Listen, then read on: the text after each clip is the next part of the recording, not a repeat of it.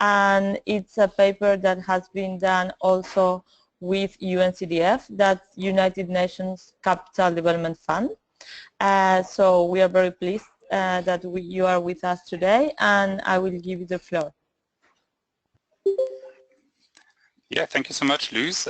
Thank you very much for the invitation. It's a great pleasure to be with you and to present this paper, which is actually brand new in the sense that we just launched it about 3 weeks ago at the Financing for Development Forum. And so this is also one of my actually first opportunities to speak so extensively about the paper itself. Let me just say first, I learned one thing from from one of my co-authors, Daniel, that would be a great thing to say in the end, that all what I'm going to say is expressed as my personal opinion and does not necessarily reflect the views of the United Nations. Just as a disclaimer, and I thought it would be a good idea, since this is a seminar about development finance, to briefly also talk about in the beginning to talk about the Financing for Development Office itself, where I work and where Daniel is working as well. So the FFD office at the at UNDESA provides the substantive support to the follow-up of the financing for development outcomes. This started with the Monterey Consensus in 2002. Then there was also the Doha Declaration in 2008, and then of course the Addis Ababa Action Agenda, which member states adopted in 2015, and which is an integral part of the 2030 Agenda for Sustainable Development. So the Financing for Development Office is servicing all the processes that are related to this, including also the new, or one part of the new follow-up mechanism, which is the Financing for Development Forum, and it happened just 3 weeks ago. In addition to us presenting the paper, we also managed to bring in local authorities there as an important stakeholder. So they participated in the different segments of the forum. There was the ministerial segment, there was the expert level, and then there was also a stakeholder dialogue. And we had a number of mayors who brought in the perspective from the local level, and this was, I think, quite an important step to ensure that that all levels of government are represented, and that they are able to bring in their views and to share what their needs are, and for the implementation of the Addis Ababa commitments and the SDGs. Now, starting or getting to the book and the publication, this project, together with UNCDF, started as a direct follow-up to the content of paragraph 34 in the Addis Ababa Action Agenda, which recognizes the role of local authorities and the importance of the subnational level.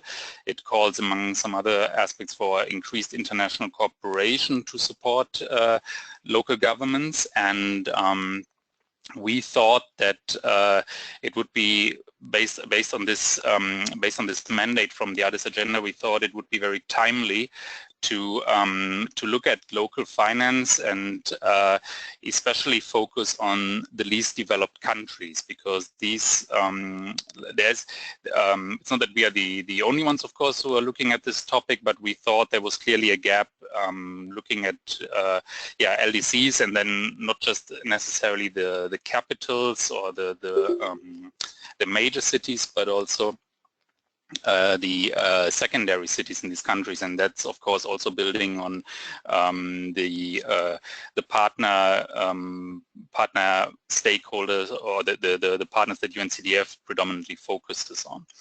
So this is a bit to give you a bit of context about the publication. And now that we're using the webcam, I will actually use the opportunity also to briefly show it to all of you. It's available online on the Financing for Development Office website under the stakeholder work stream on local authorities. And I understand that the link was also shared with the group, so you can download it here, or you can contact me later if you need the link. Tim, let me Okay. interrupt you for 1 second, and yes, I will reaffirm that we share that link. I will just want to let you know that we are recording this session, so I would like to know if it's okay with you that we do so. Yeah, sure. It's going to be on YouTube as well, or? No, I mean, then we can share with you a link, but we are not going to upload it. It's just for the INET, YSI net. Yeah, just a quick hi team. I'm Marcos Reyes. I'm the coordinator of the Latin America Working Group. I would like to thank you a lot for joining us today. And well, just to be specific, what we are doing, we're recording in the GoToMeeting. So it's actually only the sound because we have like a platform now for young scholars that we count with like people. And well, during the webinar, it's like just a few that they can participate, but people want to see the record afterwards.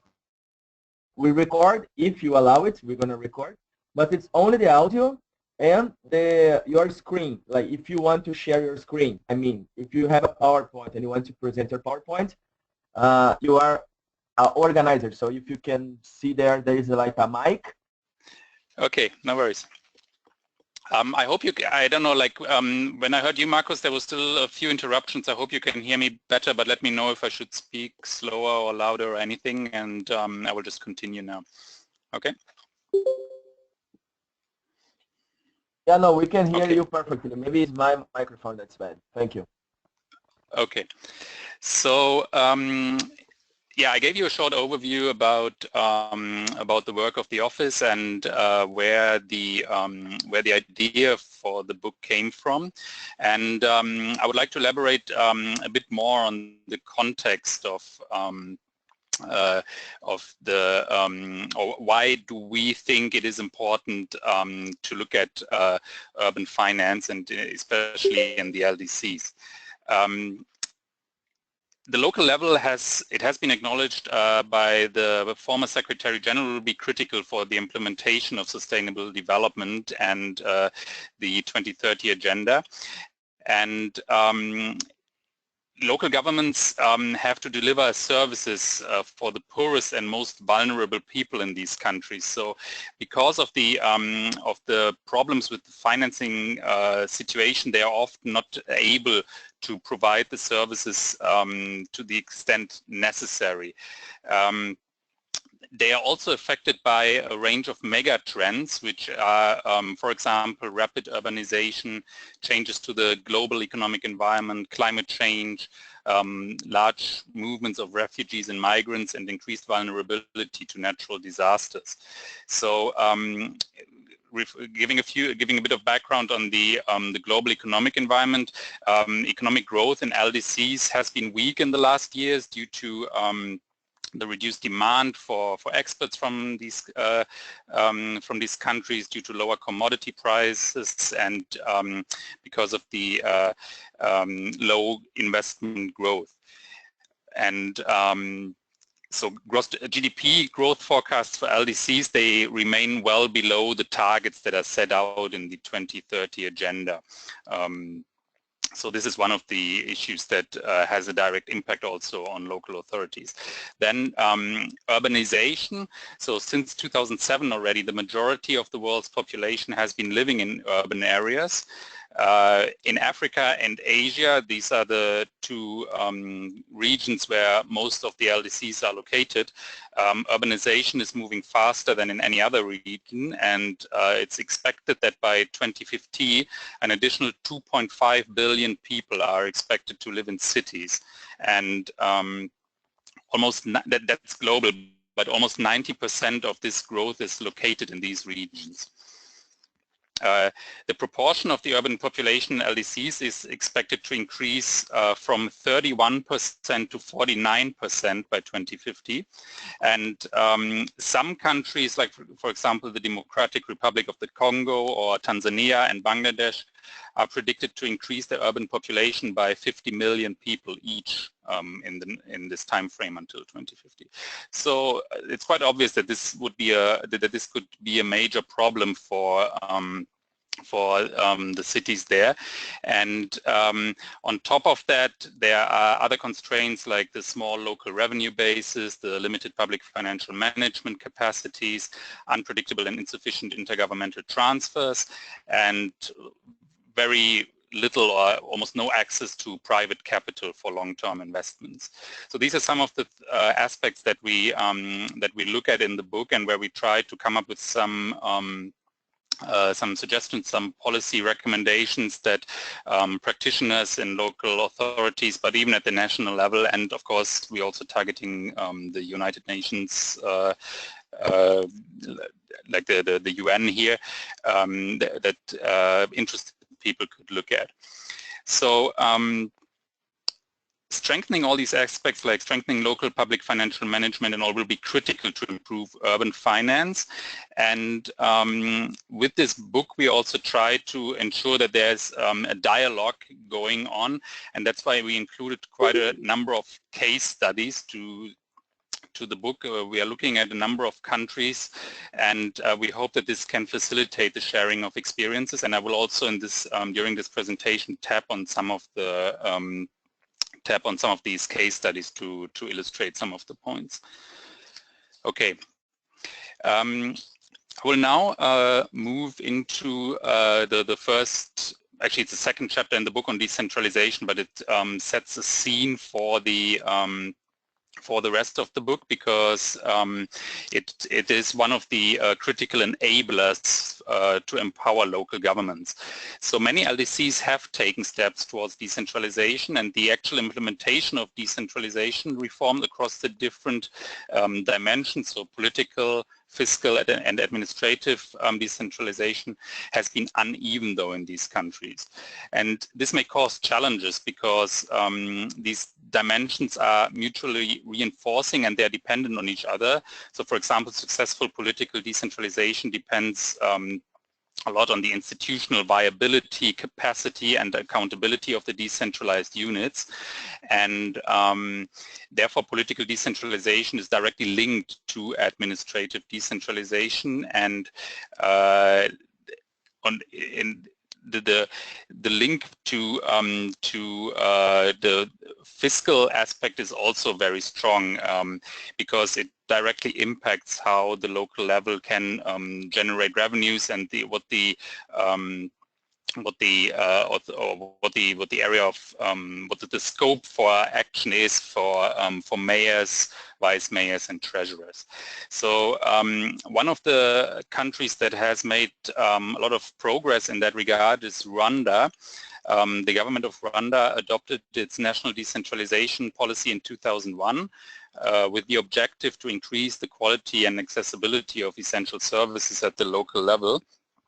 And this policy has been implemented in successive phases since 2001, and with each phase the government has adjusted its strategic priorities based on an assessment of the phase they've just completed. And so some of the challenges that they managed to respond to was, for example, the quality of service delivery and economic and corporate governance that those challenges became obvious. And then one thing that is still an ongoing issue that they're trying to tackle is still that sectoral ministries and agencies can be slow to adjust their role from directing and controlling local authorities to supporting them and to facilitating these efforts. So one of the lessons that we draw from this case study is that decentralization is more likely to succeed when it follows a sequenced and flexible approach that is based on regular progress assessment and that is open to corrective actions.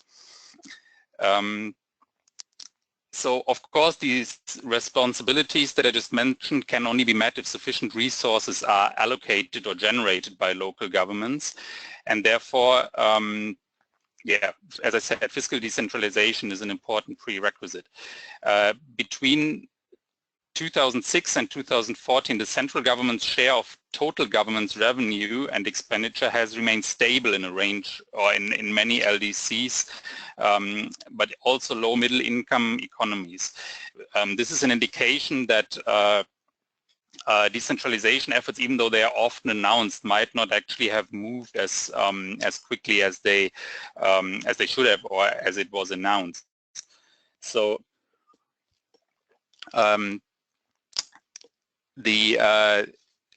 the question is, of course, then why is that the case? Why is decentralization promoted on the one side, but then moving slowly ahead? And one of the reasons that we identified, but that's often not addressed in that's only addressed at the margins, is the political economy question. So do central governments really have an interest in giving power away to the local level?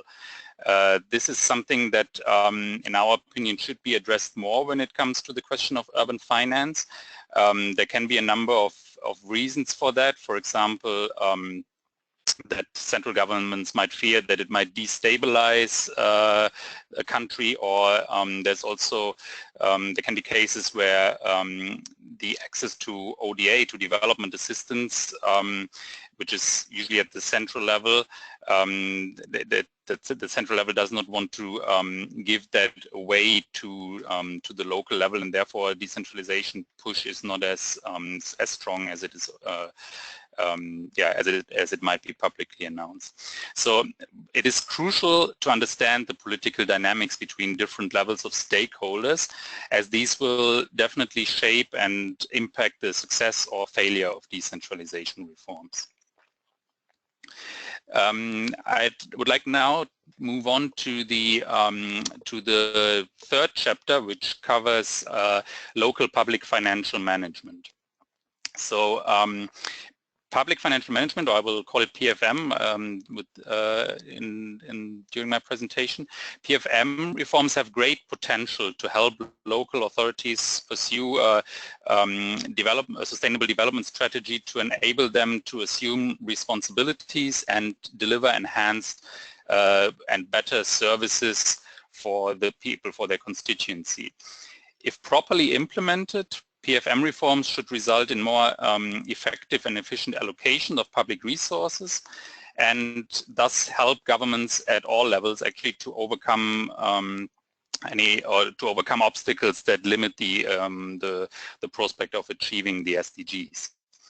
So the nature and scope of these processes directly depends on the degree of decentralization, which is the degree to which political, administrative, and fiscal decision-making has been delegated from the central to the local authority. And the experience of many LDC highlights the difficulty of coupling public financial management reform to administrative, political, and fiscal decentralization processes. On the one hand, slow administrative decentralization may become a disincentive to local capacity building, where central governments continue to manage overall administrative affairs for day-to-day operations of local governments. So there's little reason for local authorities in such contexts to little motivation, few incentives to strengthen PFM processes and capabilities. Now, PFM reforms in LDCs often aims for timelier budget authorization and improved accounting and reporting systems in local governments, and increased own source revenue generation, and more robust, and as well as more robust internal and external audits. So local budgets in LDCs are of course affected also by central government budget constraints, because there's often a high dependency on intergovernmental transfers and also on ODA. So as a result, there's the volatile nature of these intergovernmental transfers often limits the information that is available to local authorities to introduce a proper planning process and to do long-term planning. Often also central government allocates budgets to line ministries instead of it through local governments, which results in fragmented planning and tensions between local governments and these line departments. And finally, another challenge lies in the fact that budgets are often not synchronized. For example, it is very common for central governments to approve development grants very early during the fiscal year, rather than actually the year before, and then it gets hard to disperse them on time. This often results in situations where unspent fund or where funds cannot be spent due to the limited time, and then they have to be returned in the end.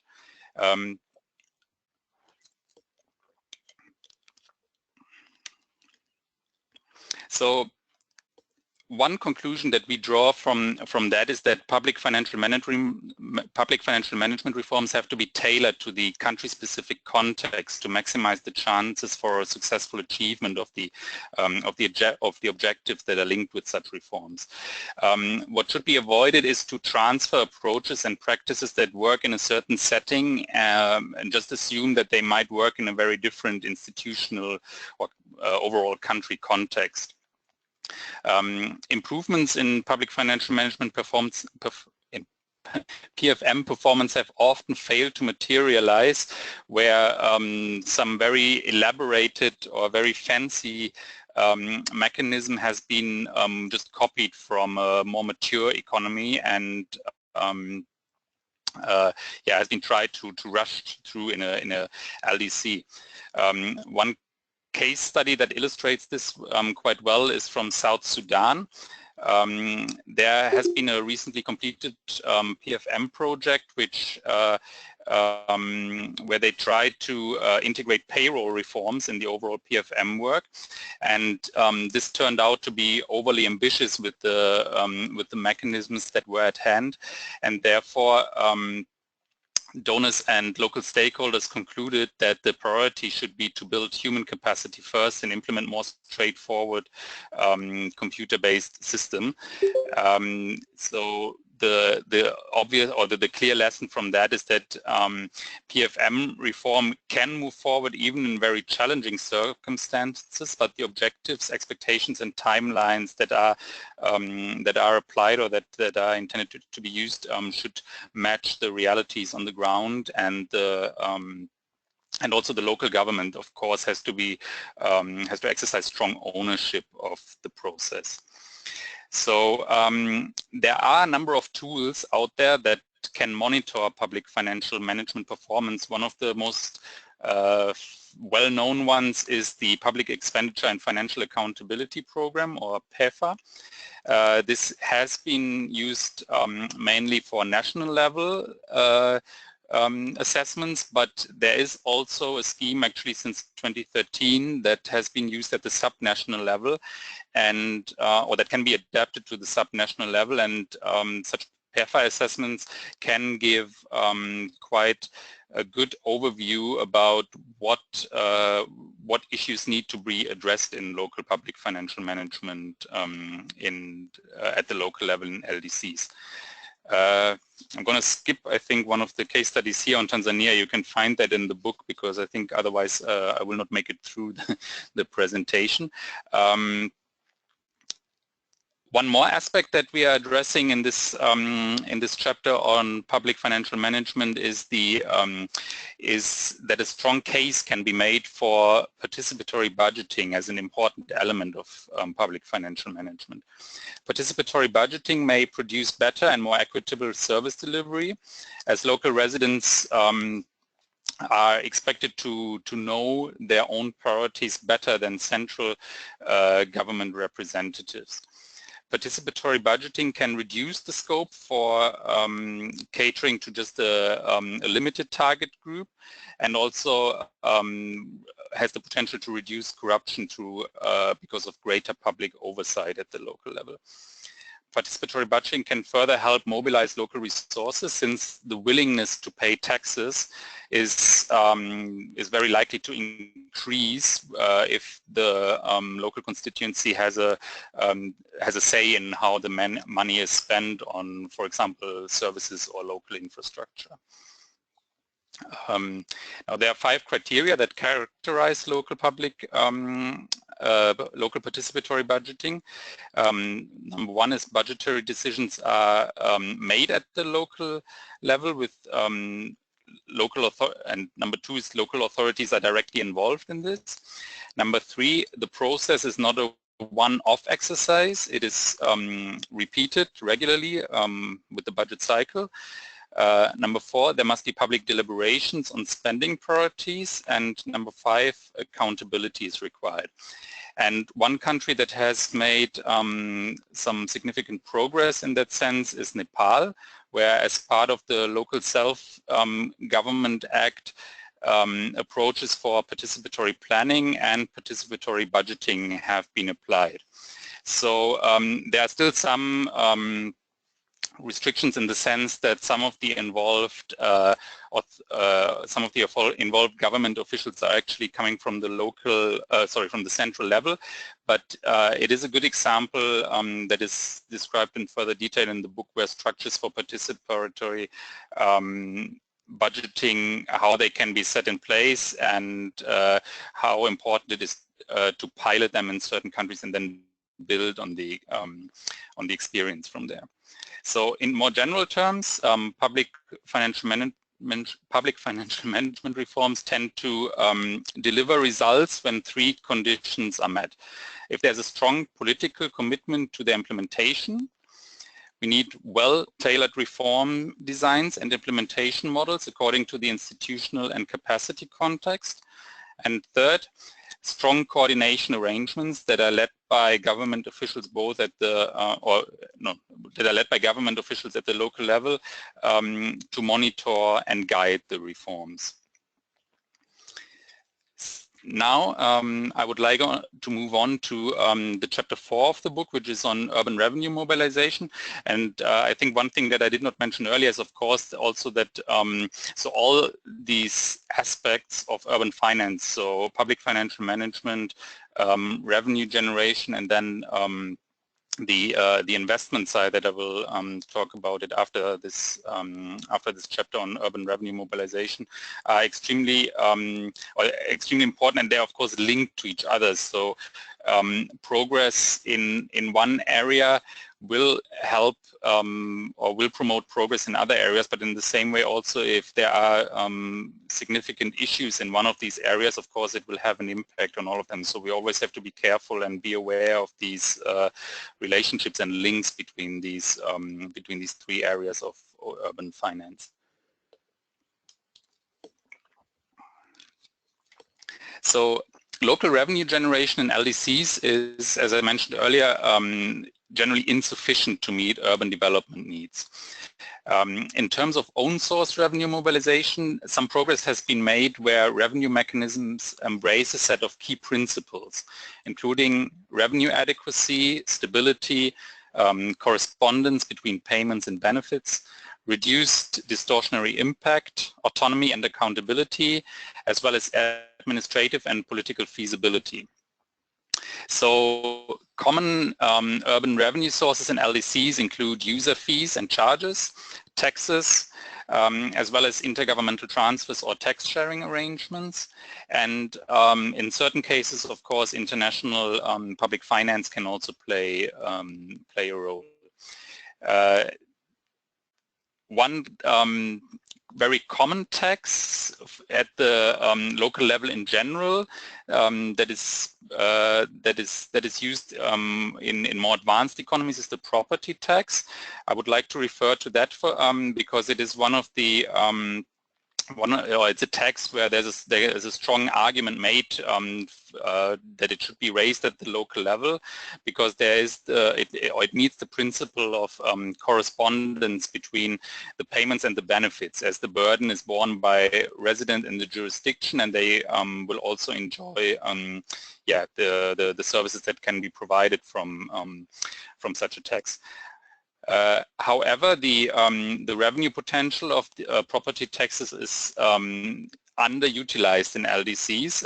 There is not a lot of data available on that, but from the little data that is there, it's clear that the revenues in LDCs are significantly lower than in other country groups.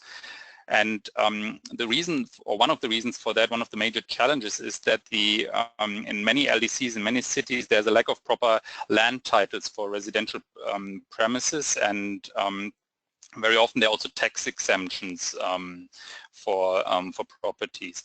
It is, for example, estimated that less than 10% of land in Africa, and this is more general, it's not covering only, it's not exclusive to LDCs, it's in general, so less than 10% of the land in Africa is properly documented, and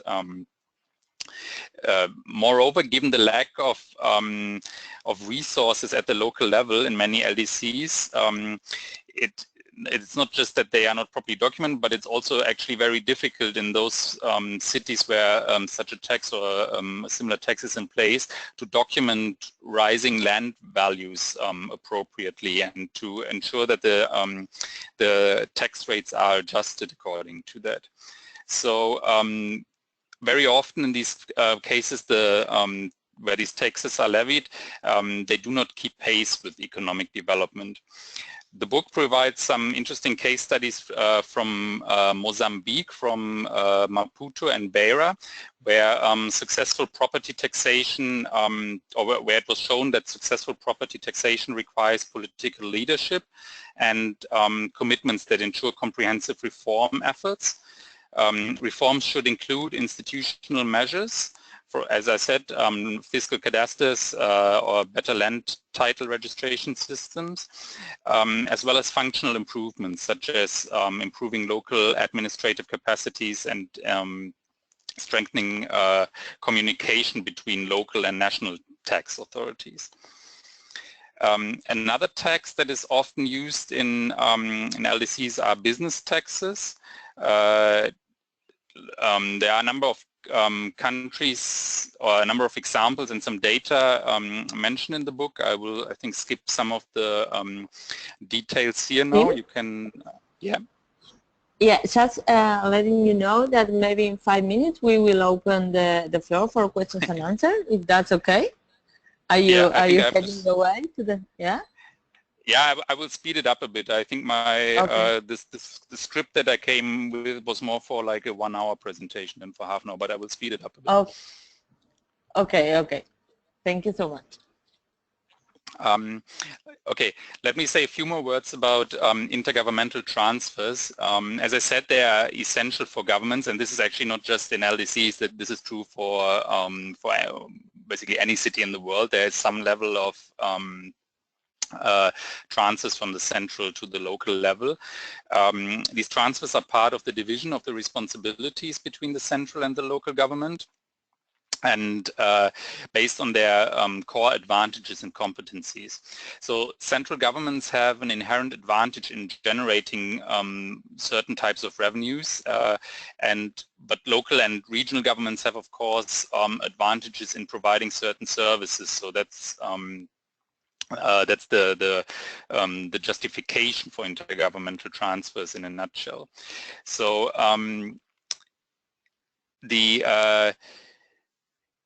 the resource flows from higher to lower tiers of governments average between 70, or they are around 70% in developing countries, so that's quite high, and only 38 to 39% in developed countries, which gives an indication, of course, that the options and opportunities for own source revenue generation in developed countries are much higher, and therefore a lower amount of transfers is required.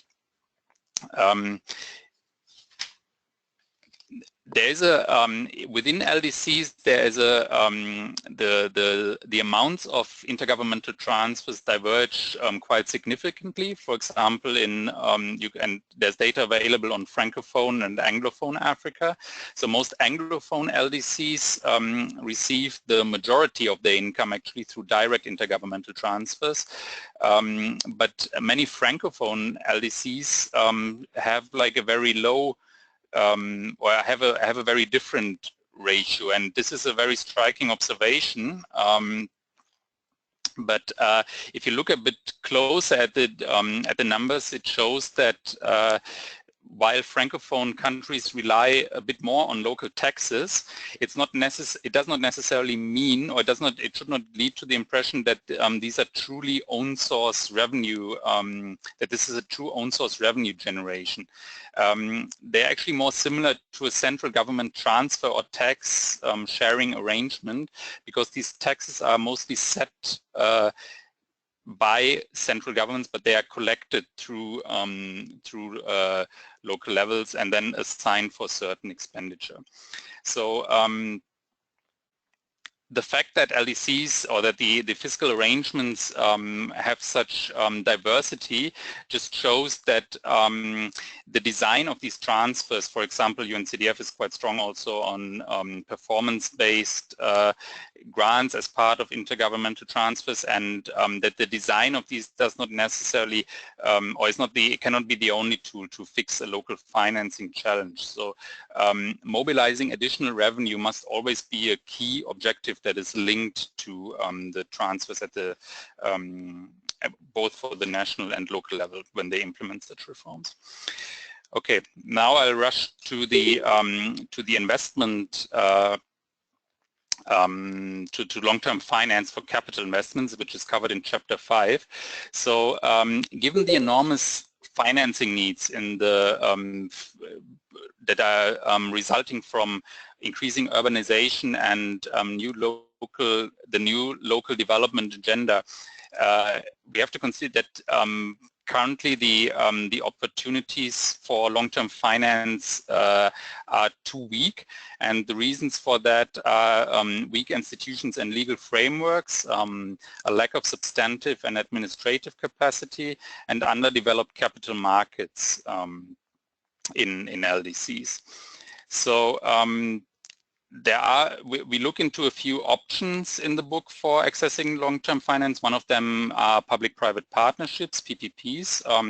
Though we do this with a bit of, or we want readers to be aware that PPPs are not very easy to organize, and it's not always so easy to ensure that that the benefits really fall, or that the public's side is truly benefiting from them. There are lots of case studies out there which show that actually the opposite is the case, and that the services that have been provided through these PPPs ultimately did not benefit the public, or that they could have been provided much cheaper. There's one case study from water supply in Tanzania that illustrates this point. I'm not going into the details now, though. Another instrument that we're looking for this are municipal bonds, which belong to a set of government financing options that are also typically applied in more advanced economies, but there have been some attempts to issue municipal bonds, and the most well-known example is the city of Dakar in Senegal. They were actually just weeks away from issuing a bond. They had done a very good extensive preparation phase. They one part of that was to get a credit, to get a confidential credit rating, which helped with setting up the bonds. But ultimately, the central government intervened, and this case study, so then the bond was not issued in the end, and this case study shows that while it is possible with a common goal in mind and with a well-coordinated effort, even for least developed countries to develop such a tool, it shows that the contextual factors are very important, and the central government buy-in and sustained support remains crucial when embarking on such an ambitious project. I think, in the interest of time, so there's the chapter also covers some additional aspect about local debt financing, but I think I'll skip that part now also and just move to the final chapter, which covers international cooperation on urban finance. Here, I actually just realized that so in the book we are referring to the ODA figures from 2015, and there we could say that ODA to LDCs increased slightly, but the most recent figures again show a decline. So this just proves the volatility of these of ODA in general to LDCs, and of course this also trickles down to the local level.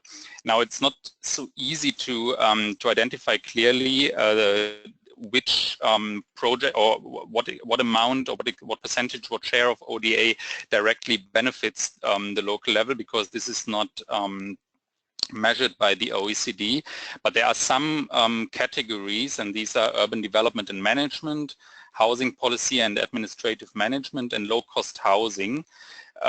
So these are three streams that are tracked by the OECD, and if you look at the numbers, it shows that more than 75% of ODA for these projects actually goes to middle-income countries, and LDCs only receive about 23%.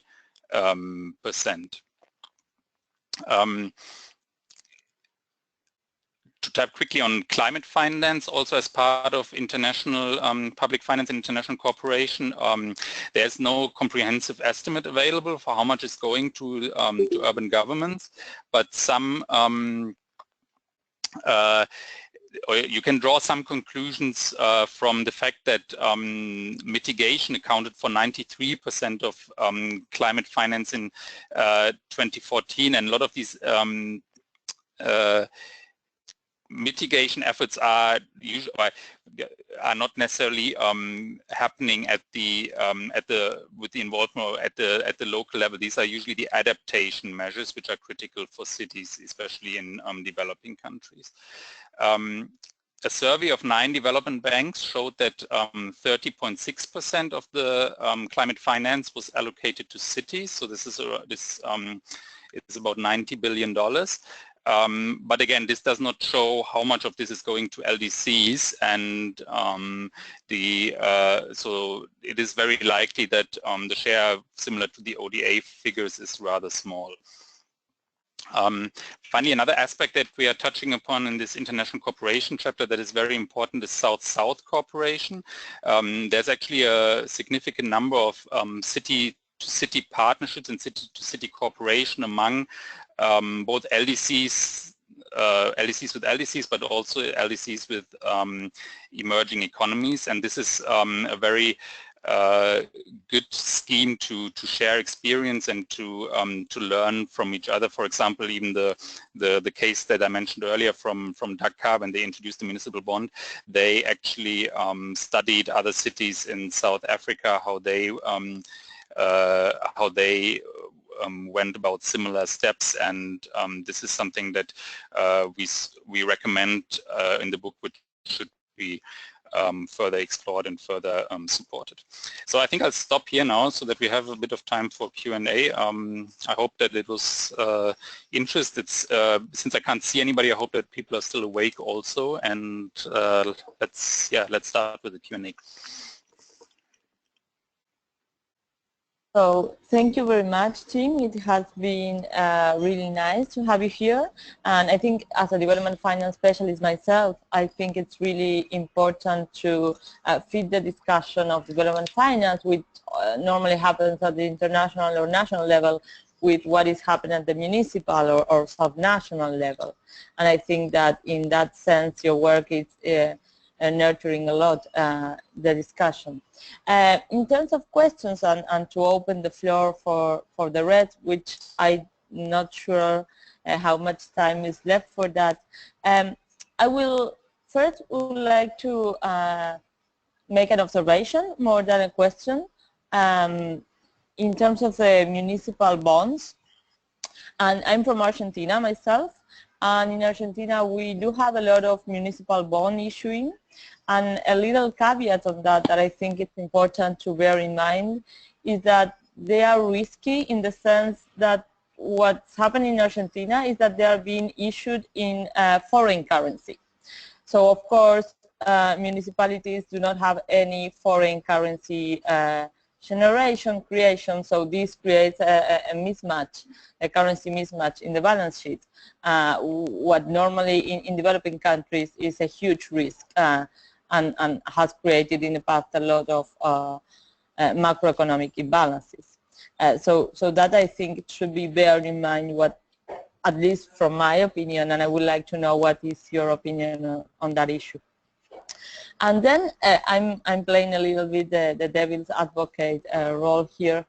I would like to know, because the decentralization concept, of course, we know that it's, of course, important to empower the municipalities, but at the same time, do you think that the side effect of that is disempowering the national government and lowering their international bargaining power, or competing a little bit for the same revenue sources with their own local governments? And again, what's your view in this? I hope there's not much of a devil advocate play here, but just to push you a little bit on those issues. Thanks a lot, and I think there's another colleague with a question. I will read the question here because it's in the chat.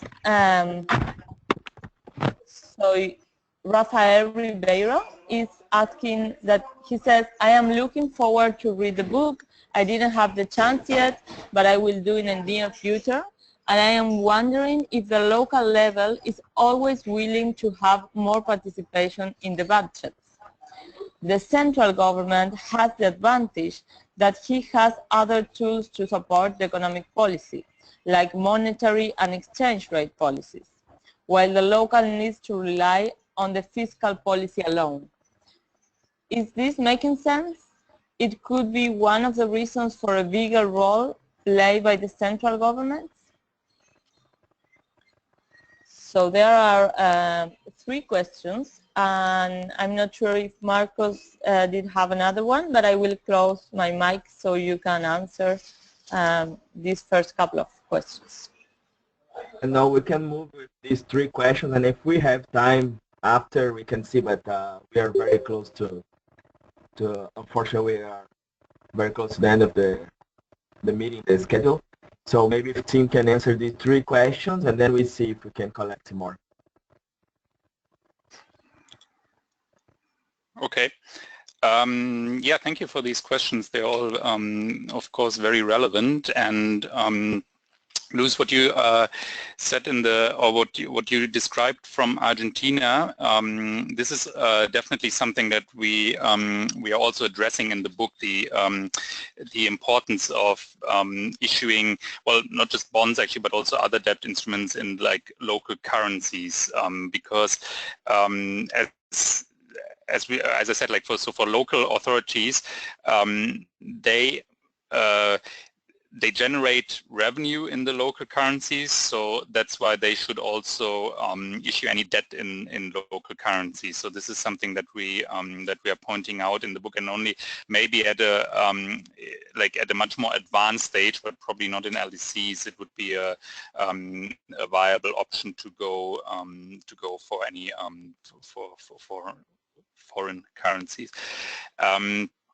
Regarding decentralization,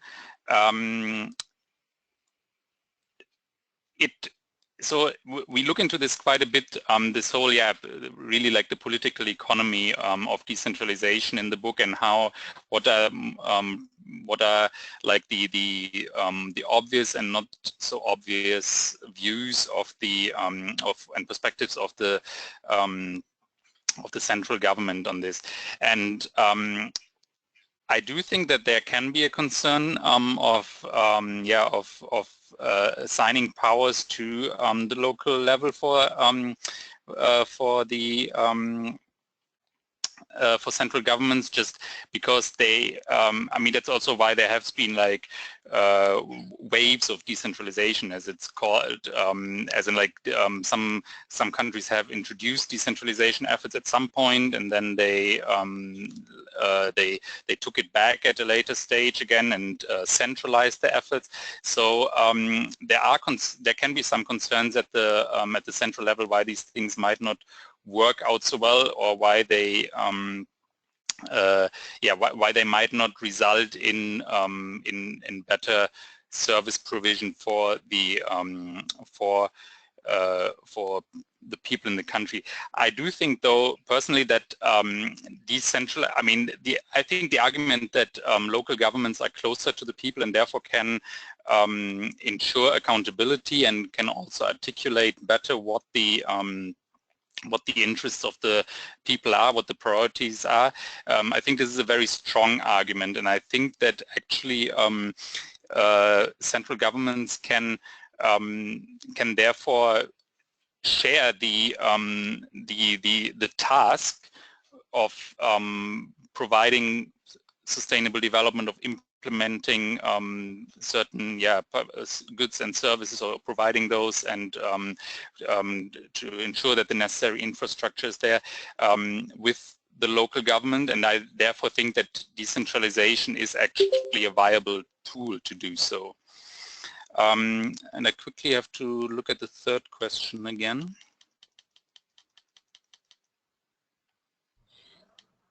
Will you like me to repeat it? Otherwise, it's on the chat in the session, but I can read it out loud again. Well, I'm looking forward to read the book. I didn't have the chance yet, but I will do it in the near future. I am wondering if the local level is always willing to have more participation in the budget. The central government has the advantage that there are other tools to support economic policy, like monetary and exchange rate policy, while the local needs to rely on the fiscal policy alone. This makes sense? It could be one of the reasons for a bigger role played by the central government. I don't know, Rafael, if you want to add anything to that. And if not, Tim, please address. No, of course. So it is, of course, true that the central government has different tools at its hand than local government. So there are different responsibilities, and especially, of course, on macroeconomic policy. But the question is: so would local governments be willing to, or would it be their interest to have more participation in budget? So, I mean, budgeting is, I think, or is usually considered one of the most powerful instruments and tools in policy making, because you have the ability to prioritize certain actions, and you can really say what you want to spend the money on. So in the sense of the empowerment that could come through through local budgeting and through participation in budgeting processes at the local level, this can be quite strong. Now, there might still be maybe in particular in LDCs, it might be the case that because of low capacity, local authorities just don't they think that they cannot fully materialize on that. So they might be in a way comfortable in receiving the money from the central government and implementing it, because they don't have the capacity to fully participate in the budgetary process. And also, I mean, what comes with that very often is, of course, the question of, like, what are the revenues on top of the transfers from the central government. So that is one thing. And the other thing is that while the interest might be strong, there's, of course, the overall political and legal framework has to be right, in the sense that it has to truly give the opportunity to participate in the budget process, and then also to act on decisions that you make there. Because if the overall framework does not allow you to do so, for example, if in a country where decentralization is not fully implemented yet, if you have if certain services are still provided by the central government, even at the local level, and the local level therefore does not have the authority over it, this might, of course, in a way, be a disincentive then to at least have a strong interest in participating in these processes.